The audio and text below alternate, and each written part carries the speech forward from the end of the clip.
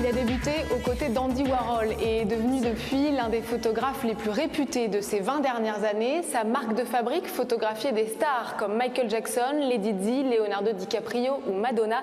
Depuis quelques années, son travail a pris une dimension plus mystique. Aujourd'hui, David Lachapelle est exposé ici à la Galerie Templon, où nous allons tout de suite le rencontrer.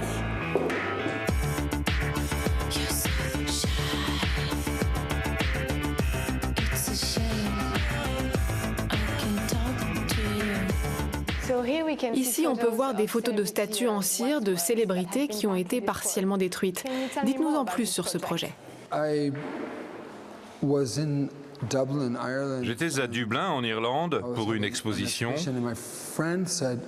et l'un de mes amis m'a dit d'aller voir ce musée de cire dont il connaissait le propriétaire. Il avait été vandalisé. C'était des gamins sans doute qui avaient bu, ils sont entrés par effraction et ils ont détruit une partie de la collection. Donc j'y suis allé avec lui et j'ai vu ces statues en morceaux. Elles étaient dans des boîtes comme on les voit ici et j'ai tout de suite su que je voulais les photographier et en faire une série. Tout à coup j'étais submergé par l'inspiration. Ce qui est intéressant, c'est qu'il s'agit de célébrités que vous avez vous-même photographiées en chair et en os. Est-ce que ça a rendu le projet encore plus intéressant pour vous, peut-être même plus personnel?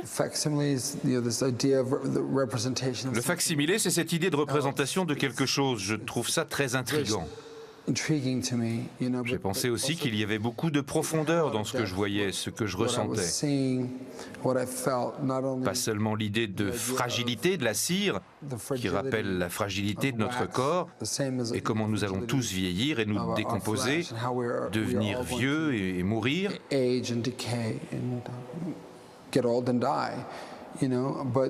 Mais aussi cette idée de la pertinence des gens, notamment à Hollywood et dans l'industrie de la mode.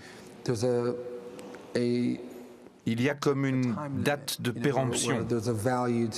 La beauté de quelqu'un a un prix et le temps passe et cette même personne n'a plus la même valeur.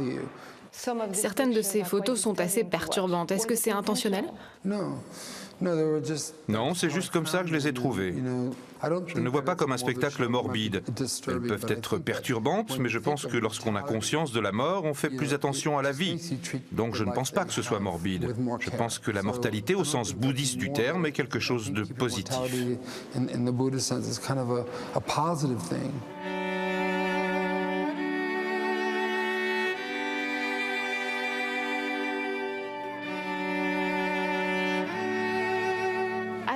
Comme on peut le voir dans la série Last Supper, votre nouvelle exposition porte aussi sur la religion.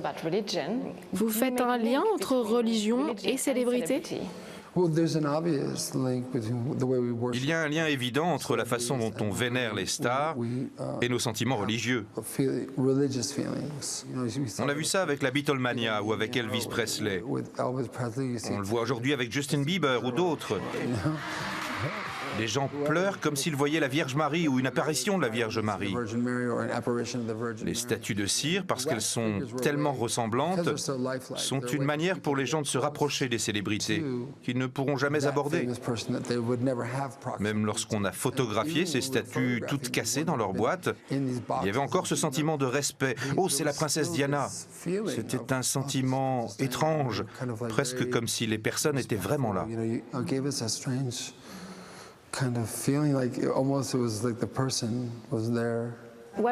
Qu'en est-il de la religion? Quelle importance a-t-elle dans votre vie? La religion a une connotation négative parce que les religions établies semblent toujours être prêtes à diviser les gens. Même le mot Dieu fait paniquer parfois, surtout dans le monde de l'art et de la mode. Oh, vous faites partie de ces gens-là, oh!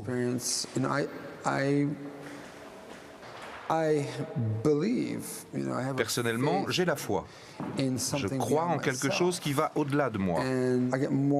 Mais les chefs-d'œuvre artistiques, la poésie, la musique, m'inspirent beaucoup plus de sentiments métaphysiques ou religieux que les religions classiques.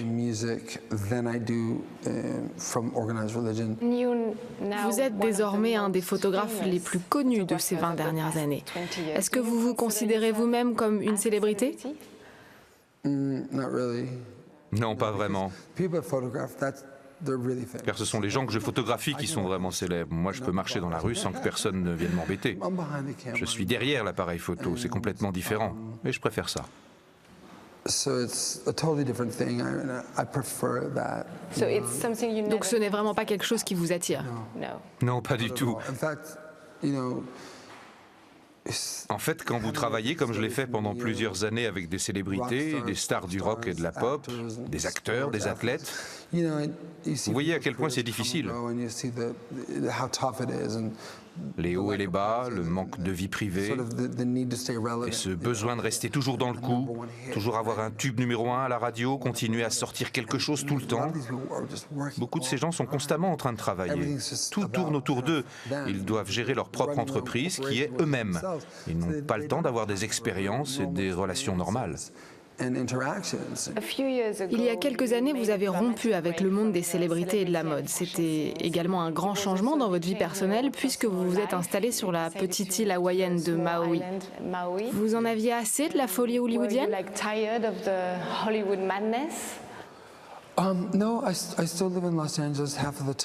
Non, je vis toujours à Los Angeles la moitié du temps. Mon studio se trouve là-bas. J'avais toujours rêvé de vivre dans une cabane dans les bois. Je suis tombé amoureux de cette partie de l'île de Maui et sa forêt tropicale, dans laquelle je me suis très souvent rendu. J'ai juste eu beaucoup de chance de rencontrer une femme qui avait une colonie de nudistes là-bas depuis 30 ans et qui l'a mise en vente. On en a fait une ferme. On a passé 3 ans à travailler dessus, à tout réparer en respectant l'environnement. C'est un petit havre de paix. J'aime vraiment la nature et c'est vraiment là-bas que je peux me retrouver avec moi-même.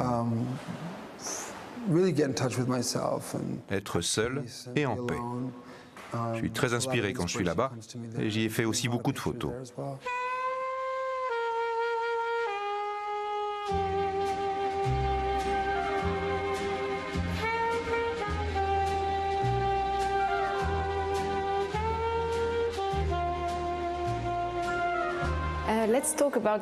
Parlons de vos débuts à New York, quand vous avez commencé à travailler avec Andy Warhol. Quelle est la meilleure chose qu'il vous ait enseignée? En fait, c'est pas quelque chose qu'il ait fait ou dit. Une fois, alors qu'on travaillait sur une interview, il a dit « Peu m'importe ce que tu fais, tant que tout le monde est beau. » Car tout le monde veut être beau sur une photo. Je le savais déjà, mais ça a renforcé cette idée en moi. Ok, je rends tout le monde beau. Le reste, n'importe pas, tant que tout le monde a l'air beau sur l'image. Mais au-delà, c'était une leçon de vie qu'il m'a apprise.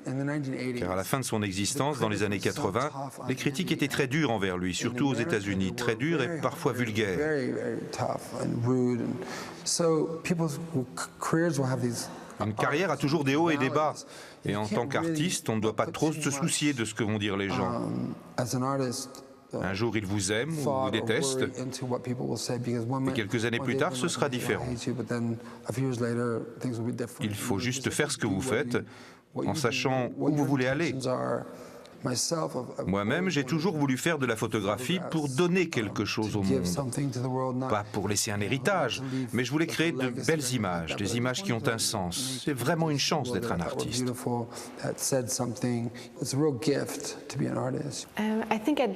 Lorsque vous aviez 18 ans, vous avez fait une liste des gens que vous vouliez photographier. Et je crois que vous avez réussi à faire toute cette liste. Qu'est-ce que ça représente pour vous? Je pense que c'est fantastique. J'ai retrouvé cette liste 20 ans après, alors que j'avais photographié tout le monde. Initialement, j'avais écrit cette liste de qui je voulais photographier et comment. Et je pense que le fait de se projeter apporte une certaine force, un certain pouvoir. Vous dites quelque chose au monde, vous créez, et si vos intentions sont légitimes, peu importe ce que disent les gens, ça marche.